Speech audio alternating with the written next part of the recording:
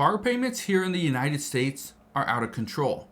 But what's even more out of control than the payment itself is the reasoning why people are buying cars. Some people just want to buy a new car because they can. They got a raise, they want a nicer car. Others, they want to flex on other people, their friends, their family members, even their neighbors. But some are trying to justify a higher car payment as a business expense. This is absolutely crazy, but this is the new reality. But the craziest thing right now is that more and more people are paying hundreds of dollars a month just for their car. $700. Yeah, $700. That is what the average car payment here in the United States is. It's in excess of $700 a month. That doesn't include maintenance. That doesn't include fuel. That doesn't include insurance. So for most people, they're paying upwards of $1,000 a month in fuel, their car payment, in maintenance, and insurance. That is absolutely insane. But you want to talk about insanity? Look at this right here.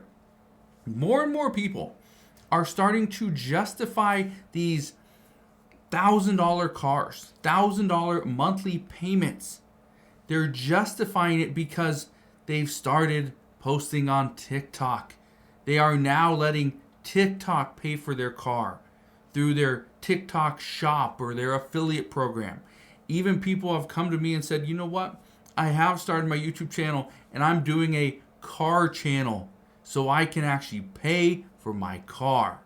Yeah, it's interesting, but look at this. Take this as a sign to start posting more content on TikTok. It's actually crazy. I hit 15,000 followers on TikTok and I could not believe it. And now TikTok almost pays for my car, which is even crazier. Like, I never thought we would end up here, but look where we're at. Yeah. So he's saying TikTok almost pays for his car. I've had people tell me that YouTube almost pays for their car. Maybe, maybe not. But becoming a content creator isn't as simple as you just post a video online, it becomes viral, you get millions of dollars. That's not the way it typically works. 99% of people that make money or attempt to make money online fail. Okay? They fail. Did you know that more than 99% of people that post videos on YouTube never make a penny? They never make a penny on YouTube because they are not consistent with it. That's part of the problem. But look at this. Saw this video just the other day. This car is literally paying for itself with TikTok Shop. And so I got this Tesla a couple months ago. I needed a new car, didn't buy it, I'm not splurging money, whatever, etc. That doesn't matter. But the interesting part is, I really like this car. And I knew it had this, glass ceiling here. And if you didn't know, backgrounds are like one of the most important things on TikTok Shop. And so I got this and I've been testing it. And like the percentage of times that I go viral when I have this background is substantially higher than literally almost any other background. If you're not paying attention to this, you really need to. Like, backgrounds matter so much on TikTok Shop, and it just sticks out for a couple of reasons. It just looks cool, and it sticks out more than just even a normal car because you can see through, and I've got this tree, right behind me. So, you know what you could do if you want to see the tree behind you? You don't got to sit in your car, right? So justifying an expense because, well, TikTok is going to pay for it. Through TikTok Shop, he's paying for his Tesla. Well, maybe, maybe not. But here's the thing. More and more people are using some very interesting reasoning as to why they can afford a car. I want to play this clip, and we're going to listen to this whole thing. Look at this right here. I bought my dream car, and now I'm getting rid of it. Here she is. It's a Mercedes-AMG GT53. Nice car. Okay, very nice cars.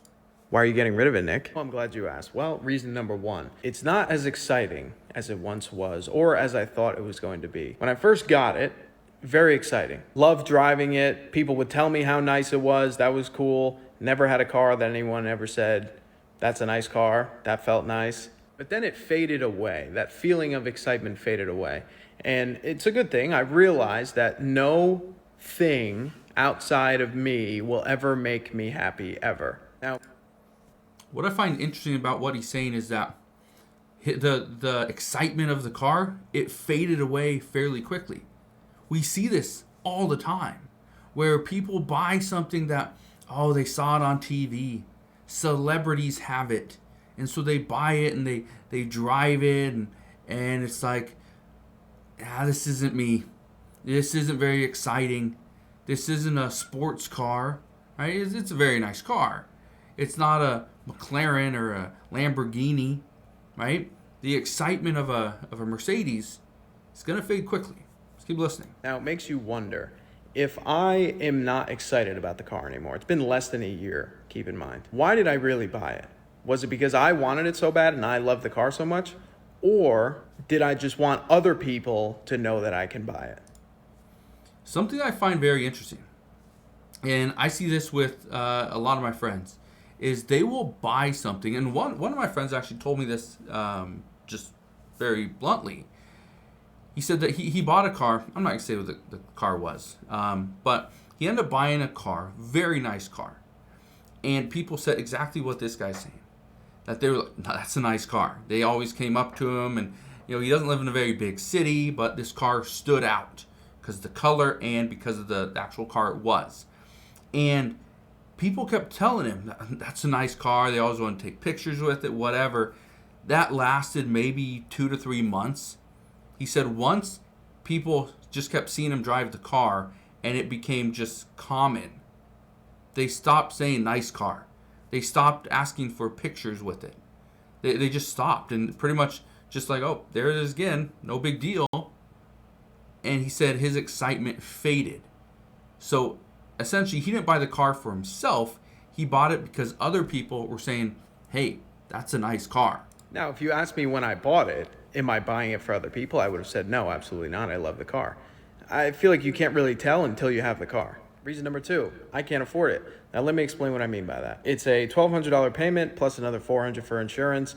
I don't even really notice it, to be honest, coming out of my account. Not saying that to sound like a whatever, but I do okay, make a few $100,000 a year, don't really notice the payment. However, I have no property. My plan is to get a bunch of rental property and have that pay for things like this that have a monthly payment on it. Reason number 3, it's a little embarrassing. Recently, I was out with a client of mine, and he does very well, a lot better than me. And we kind of both know each other's numbers, and we got in my car, and I could tell like we were both feeling, you shouldn't be driving this car. He knows I have a business to invest in, I should be buying property. We both know I shouldn't be driving this car. The only people that are impressed with the car that you drive are people that can't buy that car. Let that sink in. The only people that are impressed with the car that you drive are the people that cannot buy that car. Yeah, it's interesting. But the reason why I think this is very interesting is because this is the mindset that we have been, it's been ingrained in us for the past several years. Is, oh, let's go get the next best thing. Let's go get the newest car. Not can I afford it, not do I need it, not is it going to provide some type of benefit to my life or my business, but let's just go get it. That's what we've been going through. But there's something else he said, that he can't afford it.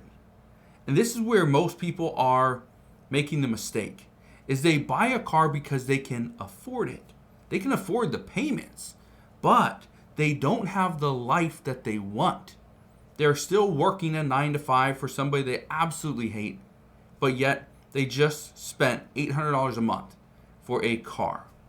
They spend $250 a month in insurance. They got fuel, they got maintenance. Again, over $1,000 a month for a car that is not going to change your life. In the next 5 to 10 years, that car is probably not going to make a single difference. So here's the reason why I'm bringing this up. Car payments here in the United States are out of control. And it's because we are allowing them to become out of control. We don't need to spend $60,000 to $80,000 on a car. Again, if you only drive it a few times, you only go 5 miles, does it make sense? That's the big question. Does it make sense for your current lifestyle? Now, I won't leave you with that, but think about this. If you are currently thinking about buying a car, or you have already purchased one and you're spending upwards of $1,000 a month, Does it make sense for you based off your current financial situation and your future goals? Let me know down in the comment section below. Are you thinking about buying a car, or have you recently purchased one? And how much are the monthly payments?